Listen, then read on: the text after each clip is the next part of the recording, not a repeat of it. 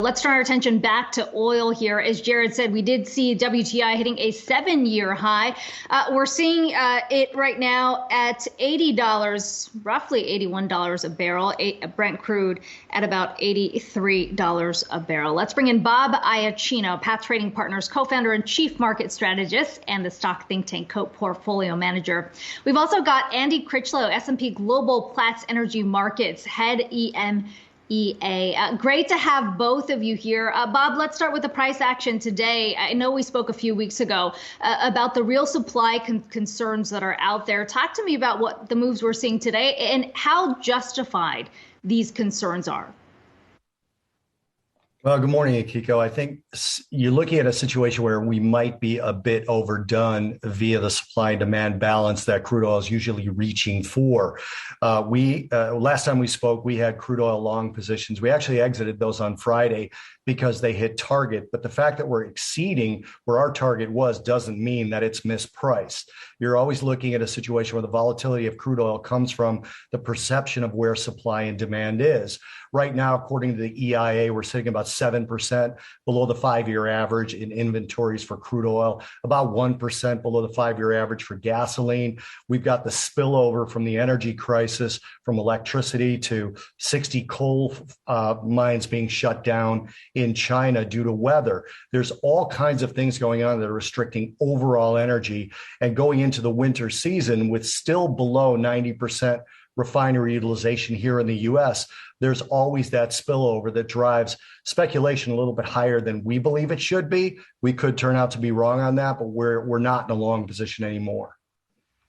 Andy, let me get your thoughts on what Bob just said in terms of where we are in supply versus the speculation that is in the market. Obviously, you've been watching the picture play out very closely over in Europe as well. How real are those concerns, and how much more upside do you see, at least in the price action?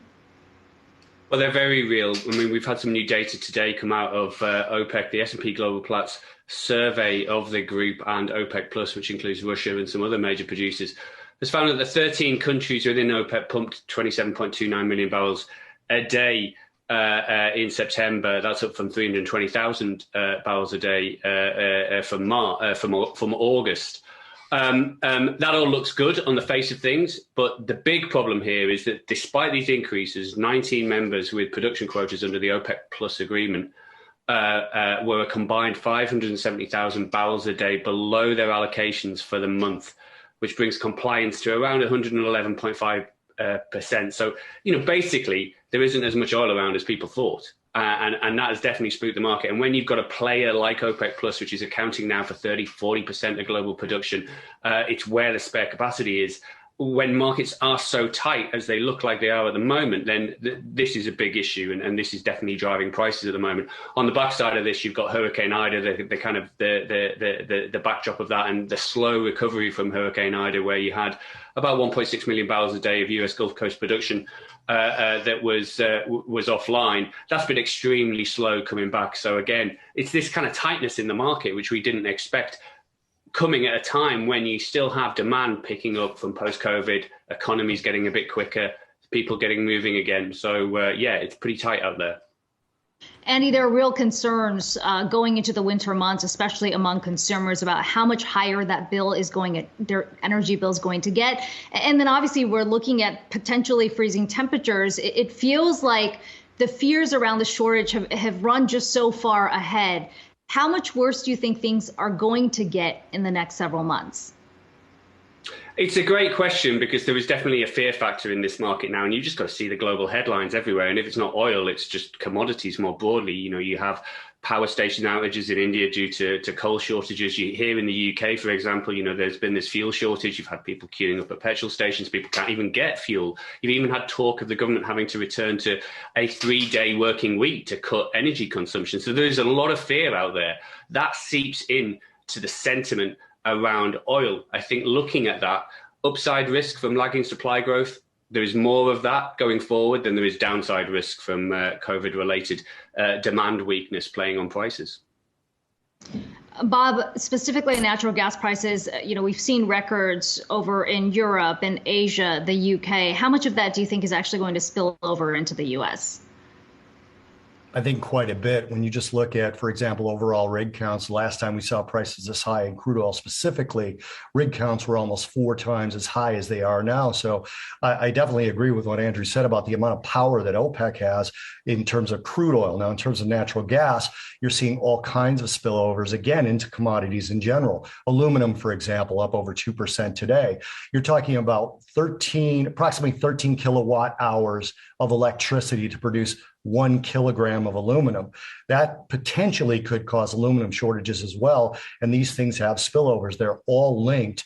And I think Andrew's absolutely right on that. It's going to be a long time coming. In terms of the Gulf Coast with the refineries specifically, we're still at 89.6, as I mentioned. One of the refiners that I speak to regularly said that they went right into repairs from Ida and Nicholas, which followed shortly after, right into refinery turnaround and slowed their coming back online without knowledge of the energy crisis that was going to hit literally days after they made the decision.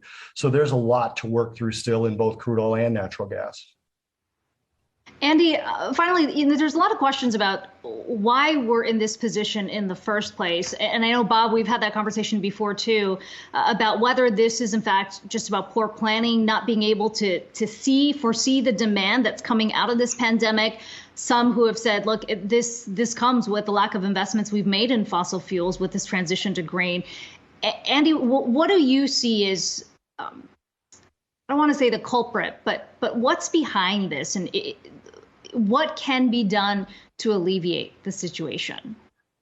Well, I think if you look at fundamentals, this is all on supply at the moment, and a lot of focus on OPEC and OPEC Plus, and the pressure on OPEC Plus to increase supply into the market at a faster rate than they want. Now, you've got to remember that the main core countries for OPEC Plus, this is the Gulf states, Saudi Arabia, the UAE, these core Persian Gulf producers, their economies function on fiscal break-evens around $70 to $80 a barrel. They need these higher prices. They need these higher prices to plug all the holes in their economy that they've suffered from over the last 2 years during slowdowns and COVID-19.